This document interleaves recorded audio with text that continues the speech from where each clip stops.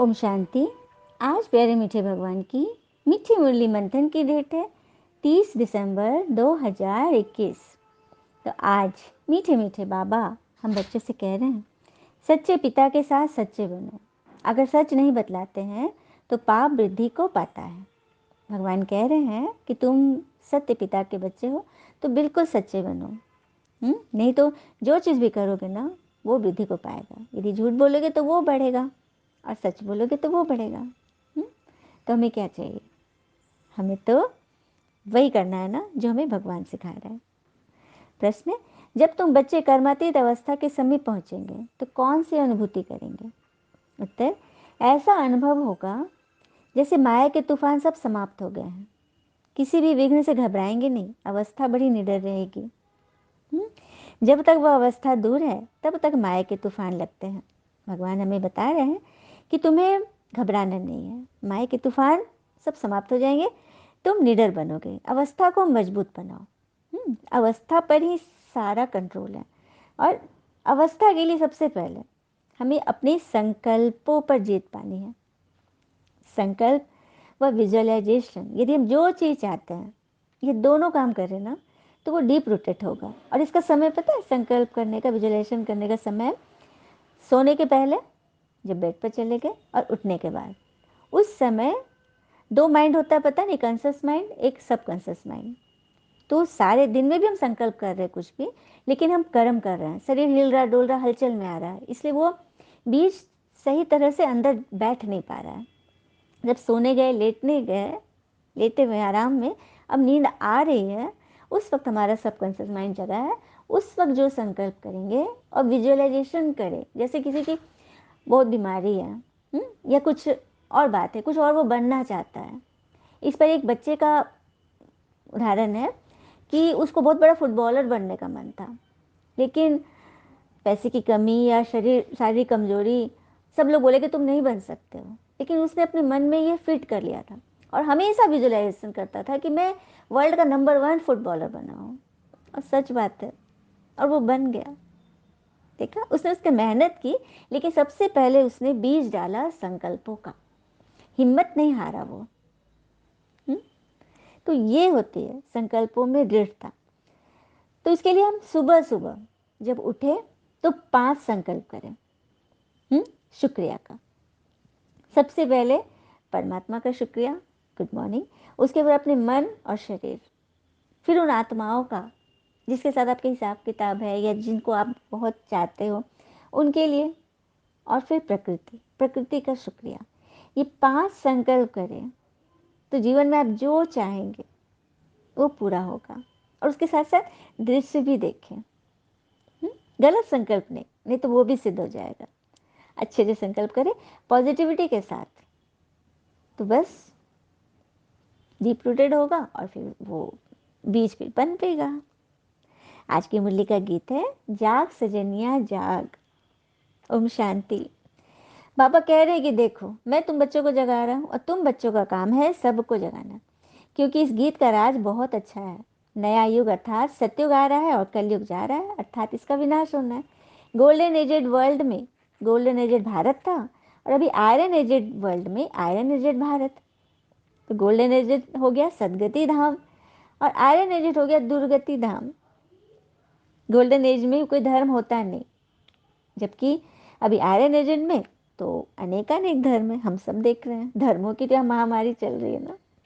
बाबा कहते, मैं आकर कोई शास्त्र आदि नहीं सुनाता हूँ, बल्कि ज्ञान व योग सिखलाता हूँ। फिर बाद में वह शास्त्र आदि बनते जो भक्ति मार्ग में फिर काम आते हैं। बाकी सत्व प्रधान बनने का रास्ता एक भगवान ही आकर बतलाते हैं।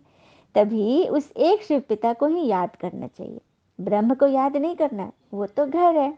सच बात है, ब्रह्म तत्व तो घर है ना परमात्मा का।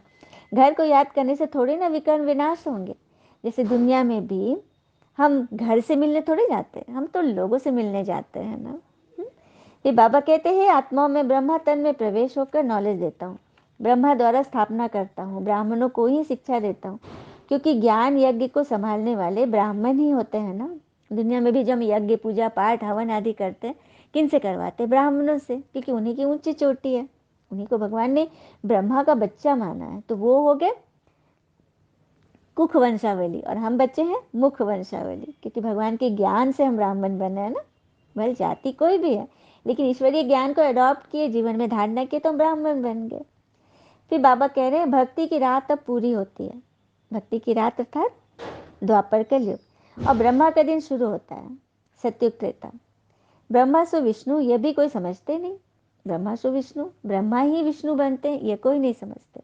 ब्रह्मा अभी संगम पे, और फिर वो पुरुषार्थ करके नारायण बनते हैं सत्युग में। यह बात है।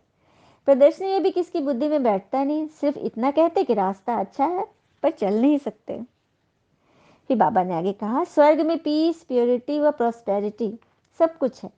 बाकी यहाँ जो सन्यासी आती हैं वो आधा प्योरिटी में है। आधा प्योरिटी क्यों? क्योंकि उनका जन्म तो गृहस्थी विकारी घर में ही हुआ ना, विकार से ही उत्पन्न हुआ ना। तो यह सब बातें पवित्रता पर समझानी होती है। यह ज्ञान प्रवृत्ति मार्ग वालों के लिए ही है। बाबा ने आज कह दिया प्रवृत्ति मार्ग अर्थात परिवार वालों के लिए यह ज्ञान है, क्योंकि मार्क्स वहीं पे मिलेगी। गुलाब कहाँ खिलता है? कांटों के बीच से। हर तरह के प्रॉब्लम को फेस करते हुए आप आगे बढ़ो। जितने हर्डल्स होंगे ना उतना ही आप आगे दौड़ सकोगे, पहुंच सकोगे। फिर बाबा कहते कई बच्चे कहते हैं बाबा माया के तूफान बहुत कड़े हैं, माया के तूफान बहुत कड़े हैं। तो माया क्या कहती है पता है? चलिए गीत सुनते हैं माया का। मैं रावण की शहजादी, मैं हूँ हर दिल पे छाई, मैं हूँ इतनी अट्रैक्टिव सबके ही दिल को भाई, तूफानों की बिजली गिराने हुआ आई, कहते हैं मुझको माया मायावी। जोड़ कर शिव बच्चों से प्रीत मैं सदा मुस्कुराती हूँ, जगा कर विकारों की ज्वाला बहुत सुख चैन पाती हूँ। मेरा हर वार है उनके लिए जो प्रभु प्रेमी है, अलबेले से जो रहते उन्हें अपना बनाती हूँ। शिव बाबा तेरे बच्चों को उंगली पर नचाती हूँ, जो तेरी बात नहीं सुनते उन्हें कच्चा चबाती हूँ। ओ शिव बाबा की ही मैं बेटी हूँ, मैं कभी डर नहीं सकती, ठगी करते हैं जो तुझसे उन्हें अपनी गोद में पालती हूँ। तो देखा क्या कहा माया ने? अब देखिए बच्चे बाबा से कहते हैं बाबा माया तूफान बहुत लाती है, इसे बंद करो। तो बाबा कहते हैं इसमें डरते क्यों हो? हम तो माया को कहेंगे कि और जोर से तूफान लाओ। बॉक्सिंग में कभी अपने अपोनेंट को, राइवल्स को, साथी को कभी कहते हो कि हमको धीरे से मारना, चोट लगता है हम गिर पड़ेंगे? ऐसा होता है क्या? हाँ, तो वही कह रहे हैं मुझे भूलोगे तो माया थप्पड़ अवश्य लगाएगी, उसका काम है। जो ईश्वर से दूर होंगे उनकी परीक्षा लेगी। और हाँ, जब तक कर्मातीत अवस्था न होगी तब तक माया के तूफान आएंगे। तो बस मुझसे सच्चा होकर श्रीमत पर चलते रहो तो माया पास नहीं फटकेगी, आएगी वार करने पर नमस्कार करके जाएगी। फिर बाबा ने कहा मैं तुम्हारा बाबा, टीचर व सदगुरु, भाई आदि सब कुछ हूँ। बाबा ने भाई भी बोला, सब कुछ हूँ। हर बात का समाचार व राय लेते रहोगे तो फिर सारी जवाबदारी किसकी है? मेरी है, क्योंकि तुम मेरी श्रीमत पे चले ना। देखा बाबा ने बता दिया ना कि सब कुछ बाबा को समाचार देना, राय लेते रहना। खान पान की बड़ी युक्ति चाहिए। अब घर में तो हम लोग कर लेते हैं, लेकिन कहीं बाहर चले गए तो ये बाबा फिर आगे लाइन बोल रहे मिनिस्टर के यहाँ चाय नहीं पियेंगे तो वो रूठ जाएगा, है ना।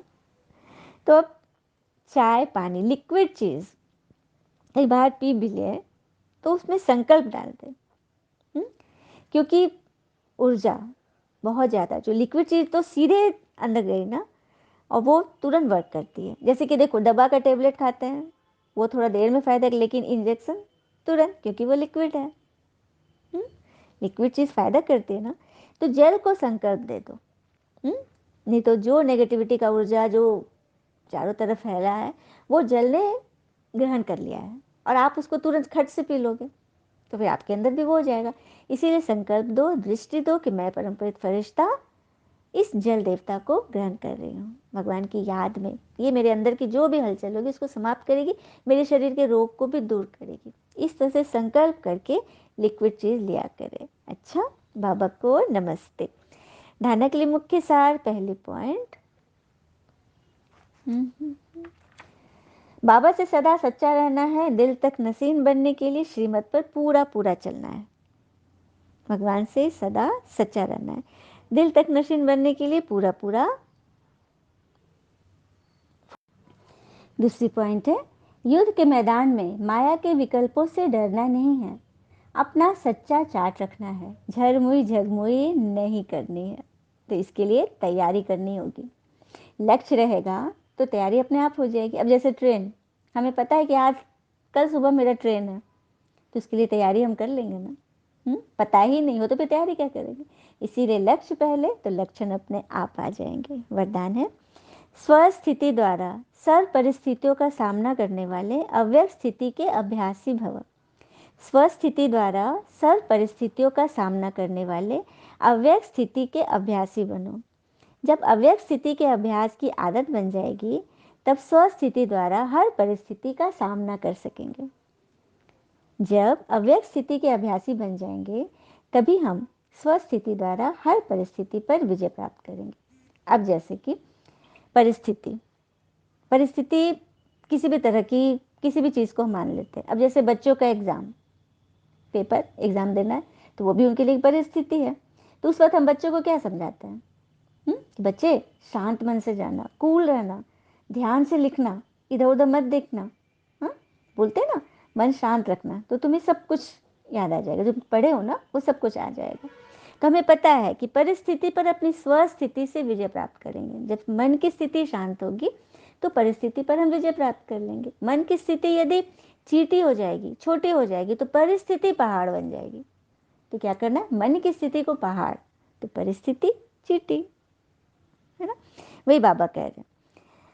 और आप माया की अदालत में जाने से बच जाओगे। माया फिर आपको नहीं पकड़ेगी। अभी गीत में क्या सुने कि किस तरह से वो बच्चों को फंसाती है ना। जो बच्चे अलबेले होते हैं उनको। इसीलिए इस अभ्यास को जब नेचर और नेचुरल बनाओगे, तब नेचुरल कैलेमिटीज होगी। क्योंकि जब सामना करने वाले स्वस्थिति से हर परिस्थिति को पार करने की शक्ति धारण कर लेंगे, तब पर्दा खुलेगा। बाबा क्या कहते हैं? विश्व परिवर्तन होना है, दुनिया बदलनी, सत्युग आने वाला है। तो आप बच्चे जब इसके लिए तैयार हो जाओगे, तब तो नेचुरल कैलेमिटीज भी हमला बोलेगी ना, पांचों तत्व एक साथ। तो उस परिस्थिति से निपटने के लिए तैयारी करो, शक्ति धारण करो, तब पर्दा खोलेंगे बाबा। इसके लिए पुरानी आदतों से, पुराने संस्कारों से, पुरानी बातों से पूरा वैराग्य चाहिए।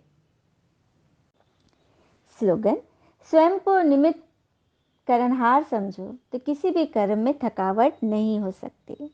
स्वयं को जब निमित्त करनहार समझेंगे कि कराने वाला करा रहा। बाबा ने भी क्या बोला? मुझे समाचार देते रहो, मेरे से राय लेते रहो, तो जवाबदारी मेरी है, क्योंकि तुम श्रीमत पे चल रहे हो, है ना। अच्छा, ओम शांति। शुक्र है मीठे बाबा, वो बाबा के प्यारे प्यारे बच्चे। Thank you Baba. All is well always. ओम शांति।